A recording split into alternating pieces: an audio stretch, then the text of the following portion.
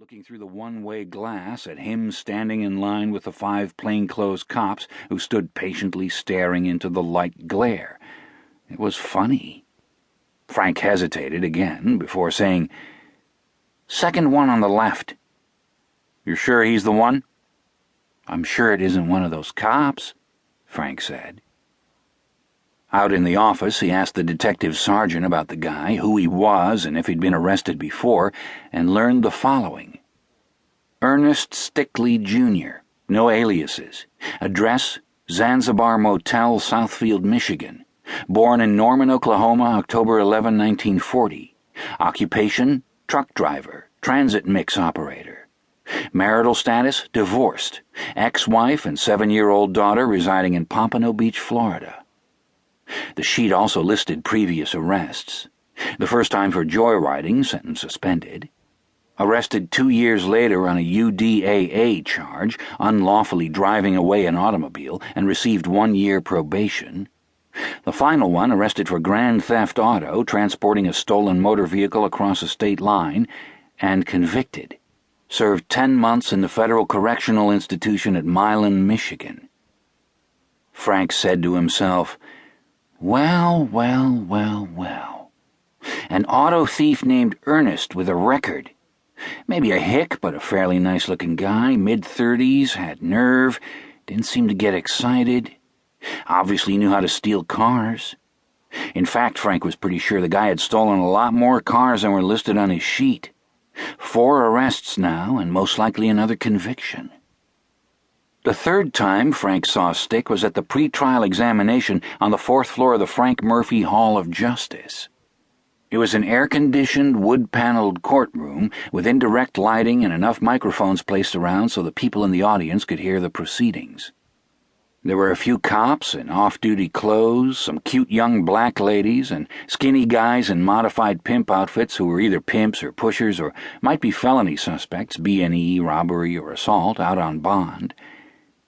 There were a few spectators, too, mostly retirees who came up to watch felony exams and murder trials because they were more fun than movies and they were free.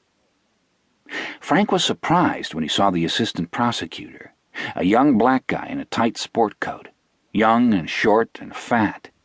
He had thought all young black guys in Detroit were at least 6'7" and went about 150. Frank decided the black guy was very smart and had passed the bar in the top 10. He looked like he was enjoying himself, shuffling papers, moving around a lot to talk to the judge and the court clerk and the defense lawyers, then turning away from them, smiling at some inside remark, having fun being a prosecuting attorney. Frank had a feeling the people watching the guy were probably thinking, "Look at that little mother, little kiss-ass with the big horn-rimmed glasses on to show how smart he is." Everybody in the courtroom was black, except Frank, a couple of Jewish lawyers in their 60s, and the off-duty cops waiting to be called as witnesses. Stick hadn't been able to make bond. They brought him in through a side door and sat him at the end of a table facing the witness stand as the judge, a black guy with graying hair and a neat gray mustache, called a number and read Stick's name from a big file folder he was holding.